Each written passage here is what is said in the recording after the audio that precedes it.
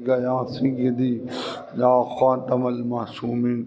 हज़रात गिरामी, आज 14 रमज़ानुल मुबारक बड़ा हसीन दिन और रमज़ान का दूसरा अशरा, जिसके बारे में हमारे आका सल्लल्लाहु अलैहि वसल्लम का ऐलान है कि ये मग़फ़िरत का अशरा है। दुआ है अल्लाह ताला की बारगाह में कि अल्लाह पाक हमारे माँ बाप की बेहिसाब बख्शिश फरमाए। आज का हमारा मौजू नबी पाक सल्लल्लाहु अलैहि वसल्लम की एक हदीस पाक की वजाहत आप सारे अहबाब बड़ी तवज्जो से समाअत फरमाएँ। बिलखसूस आज फितनों का दौर है और बड़ी जगहों पे जब जवाब देना होता है तो कम अज़ कम ये हदीस पाक आपके जहन में रहे। अल-मुअज्जमुल कबीर ये हदीस की किताब है, 19 जिल्दों में है, मेरी लाइब्रेरी में पड़ी हुई है। इसमें ये एक हदीस पाक है कि मेरे और आपके आका सल्लल्लाहु अलैहि वसल्लम ने एक बार बकरी को ज़िबा किया। कितने खुश नसीब हैं वो जानवर जिनको हमारे आका ख़ुद ज़िबा फरमाते थे। अल्लाह के रसूल सल्लल्लाहु अलैहि वसल्लम ने जब बकरी को ज़िबा फरमाया तो फिर उसके बाद उस बकरी को गोश्त किया गया। जब उसका गोश्त किया गया तो उसको एक बड़े बर्तन में रखा गया। अब वो बड़ा बर्तन जो है वो साइड पे रखा गया तो नबी पाक सल्लल्लाहु अलैहि वसल्लम ने चंद लम्हों के बाद अपने एक ग़ुलाम को बुलाया और अल्लाह के रसूल सल्लल्लाहु अलैहि वसल्लम ने फरमाया नाविल निज़्ज़राआ, फरमाया जाओ हुजूर को ये दस्ती यानी कंधे का जो गोश्त था ना, ये सरकार को बड़ा पसंद था। हज़रत आयशा सिद्दीक़ा रज़ियल्लाहु ताला अन्हा फरमाती हैं कि जब भी हम जानवर करते यानी बकरी या बकरा ज़िबा होता तो मैं सरकार के लिए कंधे का गोश्त बचा के रखती, इसलिए कि हुजूर को बड़ा पसंद था। तो अल्लाह के रसूल सल्लल्लाहु अलैहि वसल्लम ने उस सहाबी से फरमाया कि जाओ तुम उस गोश्त वाले बर्तन से कंधे का गोश्त लेकर आओ, जिसको सादा सी ज़ुबान में कि तुम वहाँ से दस्ती उठा कर लाओ। तो वो सहाबी गए और उन्होंने एक कंधे का गोश्त लाकर अगली टांग का सरकार की बारगाह में रखा। नबी पाक सल्लल्लाहु अलैहि वसल्लम ने चंद लम्हों के बाद फिर फरमाया नाविल निज़्ज़राआ, जाओ कंधे का गोश्त लेकर आओ। अब वो गए और उन्होंने आकर उस बकरी की दूसरी टांग का भी गोश्त लाकर अल्लाह के रसूल सल्लल्लाहु अलैहि वसल्लम के सामने रखा। अब चंद लम्हे गुजर गए तो सरकार ने फिर फरमाया नाविल निज़्ज़राआ, कि जाओ कंधे का गोश्त लेकर आओ। अब वो सहाबी वहाँ पे खड़े होकर कहने लगे कि ए अल्लाह के रसूल सल्लल्लाहु अलैहि वसल्लम, टांगें तो अगली दो ही होती हैं, तो लिहाजा वो गोश्त जो दो किस्म का था वो तो मैंने ला कर रख दिया है। अब यहाँ पे देखें बड़े लोगों ने बड़ी बड़ी तशरीह की है, लेकिन जो तशरीह ज़ुबान मुस्तफ़ा से हुई है वो क्या ही बात है। नबी पाक सल्लल्लाहु अलैहि वसल्लम ने जब फरमाया तीसरी बार कि जाओ लेकर आओ, तो वो सहाबी आगे से कहने लगे कि अल्लाह के रसूल सल्लल्लाहु अलैहि वसल्लम, दो ही टांगे हैं और दो ही दस्ती का ये गोश्त था, मैं ले आया। हुजूर का फरमान सुने और अपने दिलों को ठंडा करें। सरकार ने फरमाया लौ नावलतानी माजिलता तो नाविलोनी, मैं जितनी बार तुम्हें भेजता तुम उतनी बार जाते और तुम उस बर्तन में जाकर देखते तो तुम्हें हर बार कंधे का गोश्त मिलता रहता। हजूर की हदीस है, फिर मैं अल्फाज रिपीट करने लगा हूँ। लौ नावलतानी, ये मुखातब का सीगा नावलतानी, अगर तुम जाकर निकालते, माजिलता तो नाविलोनी, जिसके बारे में मैं तुम्हें कह रहा हूँ तो तुम्हें हर बार वहाँ से कंधे का गोश्त मिलता। ये है वो ज़बान जिसको सब कुन की कुंजी कहें, उसकी नाफिज हुकूमत पे लाखों सलाम, और वो दहन जिसकी हर बात वही खुदा, चश्मा इल्म व हिकमत पे लाखों सलाम। अब देखें तशरीह करने वालों ने इसकी तशरीह क्या की। देखें जिनके अंदर खोट हो वो बाहर निकलता है। एक जो लिखने वाला है उसने इसकी तशरीह कर दी। उसने कहा जी देखो, अगर अल्लाह के नबी को पता होता, अगर अल्लाह के नबी को पता होता कि वहाँ पे दो जो हैं दस्तियों के अलावा भी हैं या दो ही हैं, तो अल्लाह के रसूल सल्लल्लाहु अलैहि वसल्लम ये दोबारा क्यों भेजते। हालांकि अगली बात नहीं पड़ी है कि सरकार ने जो बताना था कि औरों की शान और है और मेरा मकाम और है। फरमाया कि तुम जाते तुम्हें अपनी तरफ से दो ही मिलनी थी, लेकिन मैं अगर तुम्हें 10 बार भी भेजता, 20 बार भी भेजता, 30 बार भी भेजता, मैं तुम्हें 100 बार भी भेजता। लऊ ना वलतनी माजिलता तु ना वेलोनी, तुम जितनी बार भी जाते तो तुम्हें बर्तन के अंदर हर बार कंधे का गोश्त मिलता रहता। इससे ये पता चलता है कि हमारे आका सल्लल्लाहु अलैहि वसल्लम की ज़ुबान मुबारक से निकले हुए अल्फाज जो हैं अल्लाह उनको कैसे पूरा फरमाता है। अब देखें ना, ये बुखारी शरीफ में हदीस पाक है कि सैयदा तय्यबा ताहिरा उम्मुल मोमिनीन आयशा सिद्दीक़ा रज़ियल्लाहु ताला अन्हा आप ये फरमा रही हैं। और ये कौन है आयशा सिद्दीक़ा? ये सिद्दीक़ बाप की सिद्दीक़ा बेटी हैं। इनकी खसूसियात में एक खसूसियत ये भी है कि जब ये हुजूर के साथ एक लहाफ यानी एक चादर में होती थी और अपने बिस्तर पे होती थी, तो फिर भी उस चादर में रब का कुरान नाजिल होता था।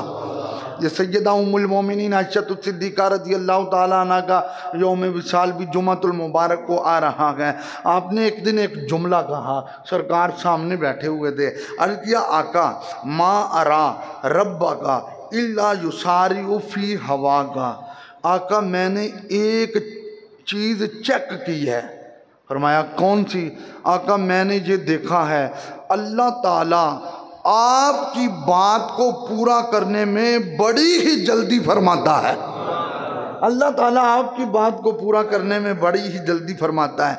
अब देखिए, ये आपके सामने मैं जुमले बोलने लगा हूँ, कुरान मजीद के अल्फाज हैं, वमा तदरी नफ्सुम माज़ा तक्सिबु गदा वमा तदरी नफ्सुन बिअय्यि अर्दिन तमूद। ये 21वां पारा है, सूरह लुकमान है। अल्लाह क्या फरमा रहा है? अल्लाह फरमा रहा है किसी को नहीं पता कल क्या होगा। वमा तदरी नफ्सुम माज़ा तक्सिबु गदा, किसी को नहीं पता कि कल क्या होगा। वमा तदरी नफ्सुन बिअय्यि अर्दिन तमूत, किसी को नहीं पता कि कल किसने मरना है। अब कुरान मजीद में एक तरफ ये है और दूसरी तरफ मुस्लिम शरीफ में हदीस मौजूद है कि मेरे आका सल्लल्लाहु अलैहि वसल्लम ने मैदान बदर में, जो जुमारात को दिन आ रहा है, मैदान बदर में एक दिन पहले, जंग के एक दिन पहले अल्लाह के रसूल ने छड़ी उठाई और गोल दायरा लगाया और फरमाया यहाँ पे अबू जहल मरेगा। और इधर कुरान क्या कह रहा है? वमा तदरी नफ्सुम बिअय्यि अर्दिन तमूद, किसी को नहीं पता कि कल किसने मरना है। हाँ, किसी को नहीं पता, कोई और होता है, महबूबे खुदा और होते हैं। नबी पाक सल्लल्लाहु अलैहि वसल्लम ने वो निशान लगाए, उतबा शैबा के, ये बड़े बड़े काफरों के निशान लगाए। सैयदना फारूक आज़म रज़ियल्लाहु ताला अन्हु फरमाते हैं कि जो अबू जहल का निशान था ना, मैं उस निशान की तरफ बड़ी तवज्जो से देख रहा था, लेकिन अबू जहल उससे आगे भी चला जाता था, फिर पीछे आ जाता था। मतलब लड़ते हुए जैसे इंसान आगे जाता है पीछे आता है, कहते वो बार बार आगे भी जाता था पीछे भी आता था। तो हज़रत फ़ारूक आज़म कहते हैं मैंने ये कहा था कि ये अल्लाह के रसूल ने निशान लगाया, इसने इसी जगह पर वास्ले जन्नम होना है। हज़रत फ़ारूक आज़म कहते हैं क़ाला उमर फ़वल्लाह अल्लाज़ी बासहु बिल हक़। हज़रत फ़ारूक आज़म कहते कसम है उस रब की जिसने मुझे पैदा किया।